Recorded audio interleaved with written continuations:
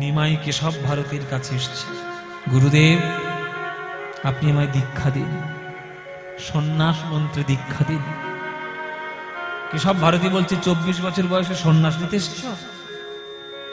পড়াশোনা জানা ছেলে তুমি, 24 বছর বয়সে সন্ন্যাস হয়? অন্তত 50 বছর বয়স হোক তারপরে আসবে, 50 বছর বয়স হোক তারপরে এসো।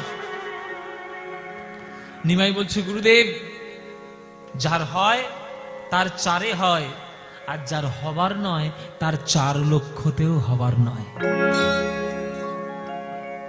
50-এতেও হয় না, 50-এতেও হয় না, অহংকার না কাটিলে 50-এতেও হয় না, পঞ্চ অহংকার না কাটিলে 50-এতেও হয় না, পঞ্চ অহংকার না কাটিলে 50-এতেও হয় না, পঞ্চ অহংকার না কাটিলে 50-এতেও হয় না। 5টা অহংকার যদি না কাটে 50 বছর বয়সও হবে না গুরুদেব, হবে না।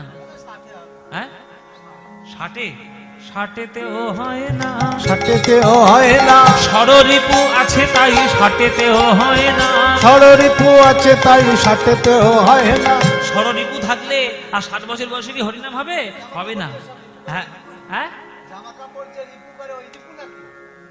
জামা কাপড় সেটা রিপু, আমি বলছি রিপু পর ফয়ের।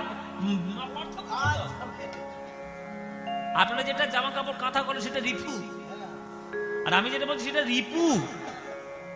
রিপু মানে শত্রু, 6টা শত্রু রয়েছে, কাম, ক্রোধ, লোভ, মোহ, মদ, মাৎসর্য। হ্যাঁ ওই জন্যে ওইগুলো থাকলে 60 বছর বয়সে হরিনাম হবে না। হ্যাঁ এই বুড়ো 10 করে খালি বাড়াচ্ছে, কি বলি বলুন দেখি। 70-এও হয় না, 70-এও হয় না, সপ্তরস ভেদে না জানিলে 70-এও হয় না, সপ্তরস ভেদে না জানিলে 70-এও হয় না। 70 হবে না, সপ্তরসের বন্ধন। হ্যাঁ হবে না, না। হ্যাঁ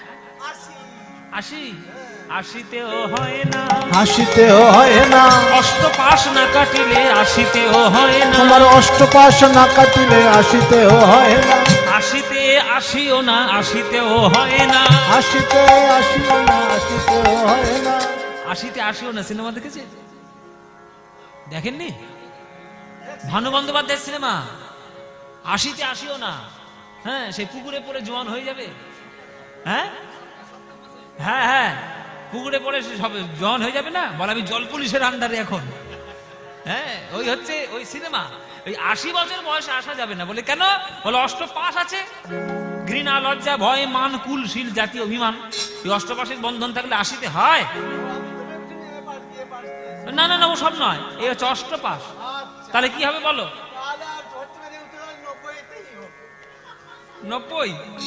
90-তেও হয় না, 90-তেও হয় না, নববিধা ভক্তি না জন্মিলে 90-তেও হয় না, নববিধা ভক্তি না জন্মিলে 90-তেও হয় না। শ্রবণং কীর্তনং বিষ্ণু শরণং পাদে সেবনং অর্চনং বন্দনং স্বক্ষং দাসং আত্মনিবেদনম। হবে না নববিধা? হ্যাঁ 100। ও মায়েরা 100 যেই বলেছে 100 বছর বয়সে হবে, তখন মহাপ্রভু হি হি করে হাসছে। হাসছে কেন নিমাই? বলে আপনার কথা শুনি। বলে কেন, কেমন বললাম হাসতে আপনি হু হি করে? বলে প্রথম কথা হচ্ছে 100 বছর বাঁচবে কিনা সন্দেহ আছে। এখানে তোমরা যারা গান শুনতে এসছো, আপনারা আপনাদের মধ্যে থেকে কেউ একজন বলুন যে আমি 100 বছর বাঁচবো গ্যারান্টি দিয়ে। 100 বছর আছে? কত? 108 বছর, 101। ওই দেখো এতগুলো লোকের মধ্যে ওই একজন এসছে, ওই লাখে একটাই মিলেছে, তবুও কীর্তন শুনতে এসছে। কেন বলো দেখি? যদিও বা 100 বছর বেঁচে যায় তবুও হবে না, কেননা সৎসঙ্গ না করিলে 100-তেও হয় না। সৎসঙ্গ না করিলে 100-তেও হয় না। প্রথম কথা 100 বছর বাঁচবে কিনা সন্দেহ। ও মায়েরা আমার খুব বাঁচার ইচ্ছে ছিল বুঝলে, এখন তো মোটেও নেই, কি করে তাড়াতাড়ি সরবো সেই চিন্তা ভার। হ্যাঁ সত্যি করে বলছি, মোটেও বাঁচার ইচ্ছে নেই, কেননা 2020 সালে ওই মুখ পোড়া করোনা ঢুকে সব সর্বনাশ করেছে। ফুসফুসি ডাউন, এই ডাউন ফুসফুসি নিয়ে কি করে বাঁচবে 100 বছর? তো হবে না, 20 বা 100 বছর হবে না, আর যদিও বা বেঁচে যায় তবুও হবে না সৎসঙ্গ না করলে। 100 বছর বয়স হয়ে গেছে, লোকে সমালোচনা করো, হ্যাঁ, মদ গাঁজা বিড়ি সিগারেট সব খাও, সৎসঙ্গ তোমার নাই, আশ্রমে যাও না, মন্দিরে যাও না, তো তোমার দ্বারা হবে? হবে না 100 বছর। 100 বছর বাঁচতে পারছে না 110-এ, 110-এও হয় না, 110 হয় না। 10 ইন্দ্রিয় না কাটিলে 110-এও হয় না। তোমার 10 ইন্দ্রিয় না কাটিলে 110 হয় না। চক্ষু কর্ণ নাসিকা জিহ্বা ত্বক মুখ পাদ পানি পাই উপস্থ, হবে না 110 হবে না। হ্যাঁ বলো 120, 120-এও হয় না, 120 হয় না। বিষয় বিষ না কাটিলে, বিষয় বিষ।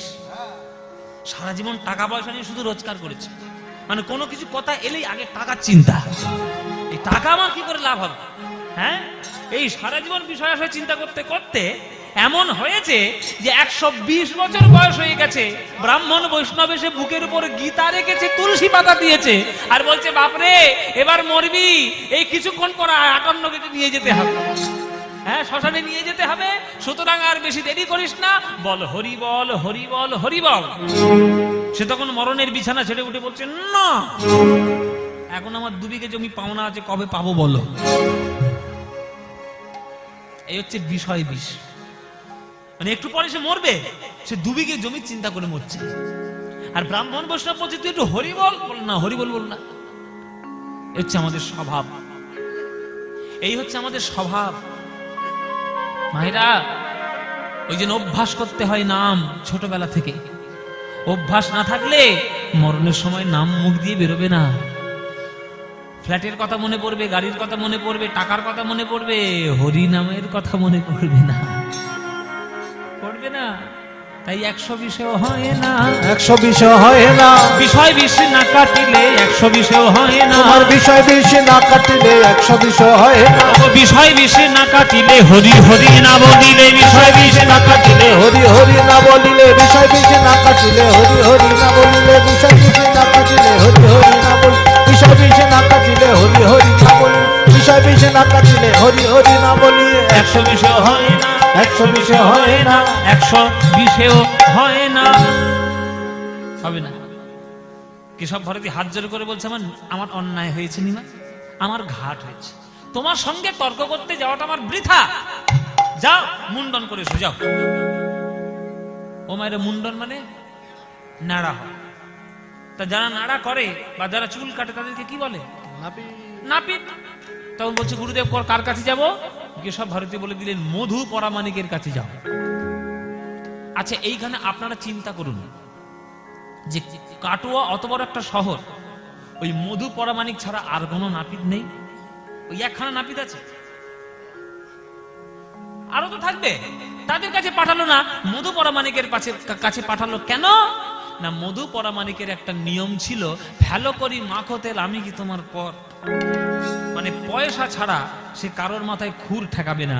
আর কেশব ভারতী ভালো করেই জানে নিমাই যখন ঘর থেকে বেরিয়েছে নিশ্চয়ই পকেটে করে পয়সা নিয়ে আসেনি, তাহলে পয়সা দিতে পারবে না, মুন্ডন হবে না, আর আবার সন্ন্যাস মন্ত্র দীক্ষাটাও দিতে হবে না। কার কাছে যাব? মধু পরামানিকের কাছে।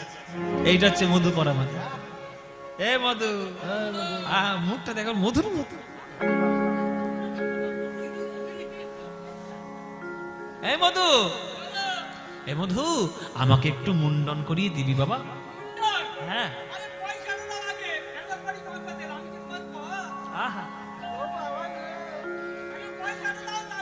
পয়সা পয়সা দেব?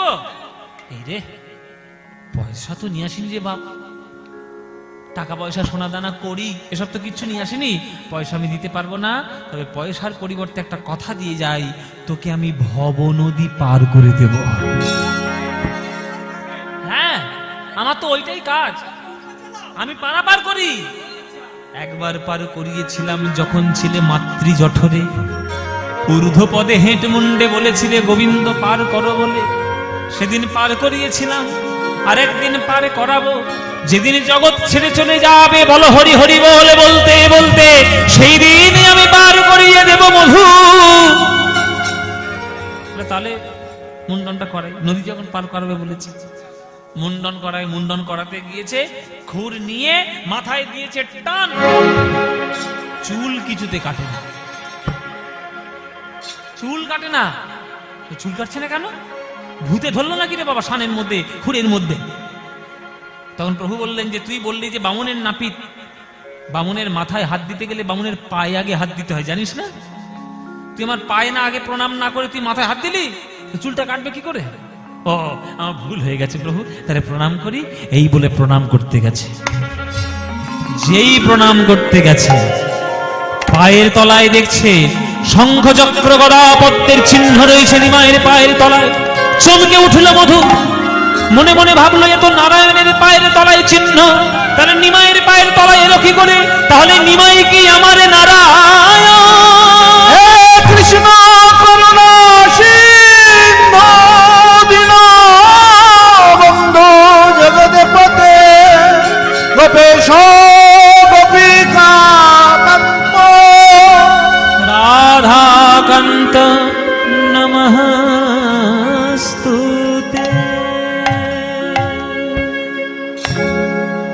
চরণে জড়িয়ে ধরে, তুমি আমার নারায়ণ, তুমি আমার নারায়ণ। নারায়ণ আমার কাছে মুন্ডন করতে এসছে, কত বড় সৌভাগ্য আমার। আর নিমাই এসছে আমার কাছে মুন্ডন করতে, কত বড় দুর্ভাগ্য। কেননা একবার যদি এই মুন্ডন আমি করিয়ে দিই আর এই নিমায়ের অপূর্ব রূপ কেউ দেখতে পাবে না। তাই ওগো নিমাই তোমার পায়ে ধরে কথা দিলাম, তোমার মুন্ডন হলো আমার জীবনের শেষ মুন্ডন। তোমাকে মুন্ডন করানোর পর এই নাপিত ব্যবসা আর না করিব, নাপিত ব্যবসা আর না করিব, আমি খুর ফেলি দিব জলে। নাপিত ব্যবসা আর না করিব, খুর ফেলি দিব জলে। প্রভু শনে যাব, প্রভু শনে যাব মাগিয়া খাইব, প্রভু শনে যাব যাব মাগিয়া খাইব, রসিকানন্দে বলে। প্রভু শনে যাব মাগিয়া খাইব, রসিকানন্দে বলে। প্রভু আমি তোমার সঙ্গে যাব, ও আমি তোমার সঙ্গে যাব, আমি তোমার চরণে ধরে ধরে আমি তোমার সঙ্গে যাব। তোমার চরণ ধরে আমি তোমার সঙ্গে যাব। প্রভু তোমার চরণ ধরে ধরে মুখে গৌর গৌর গৌর বলে, তোমার চরণ ধরে গৌর গৌর গৌর বলে, তোমার চরণ ধরে গৌর গৌর গৌর বলে, তোমার চরণ ধরে আমি তোমার সঙ্গে যাব, আমি তোমার সঙ্গে যাব।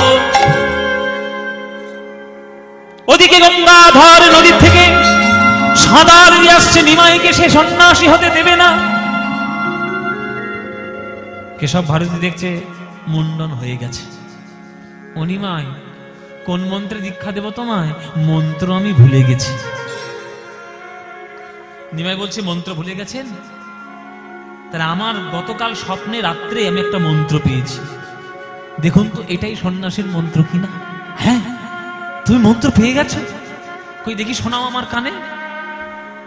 নিমাই দিল সেই মন্ত্র কেশব ভারতীর কানে। চমকে উঠল কেশব ভারতী, এই তো সেই মন্ত্র। নিমাই জানলো কি করে? মনে মনে বলছি নিমাই জানবেই না বা কেন, ওই তো আসল ভগবান।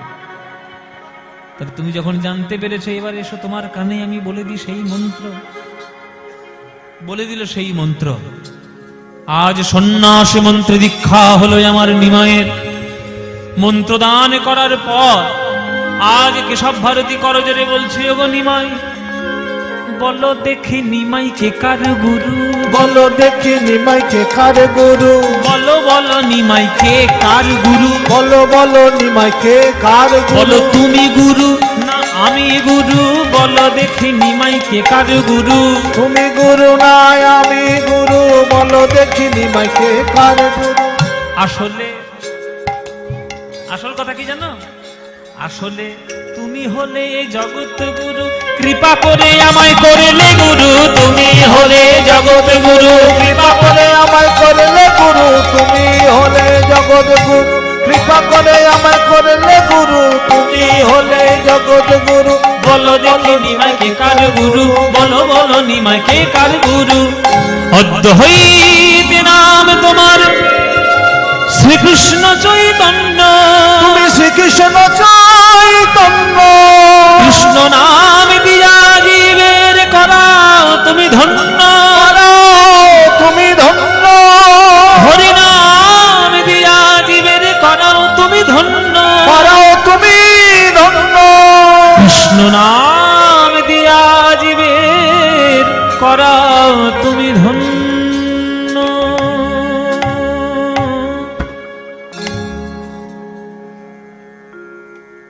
এদিকে গঙ্গাধর এসে আছাড় খেয়ে বললেন, কেশব ভারতী, আমার নিমাই কই?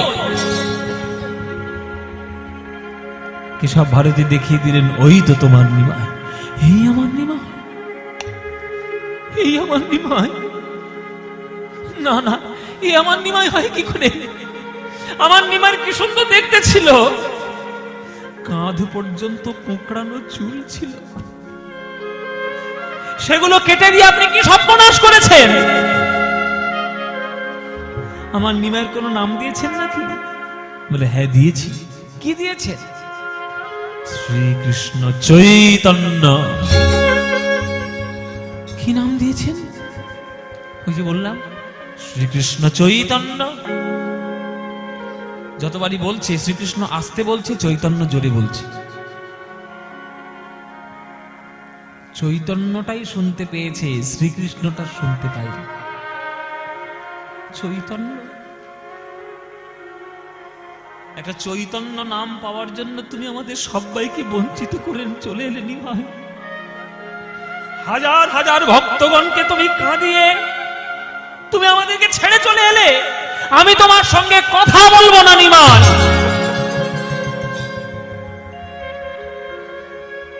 অভিমান করে চলে গেল গঙ্গাধর ভট্টাচার্য নিজের বাড়িতে। বুকের মধ্যে শুধু অভিমান ভরা। তোমার সঙ্গে কীর্তন করবো বলেছিলাম, অসৌভাগ্য তুমি করলে না। খোল করতাল নিয়ে লোকের হাতে ধরে পায়ে পড়ে একটু হরিনাম বিলাবো ভেবেছিলাম, তুমি হতে দিলে না। আমি তোমার সঙ্গে কথা বলবো না।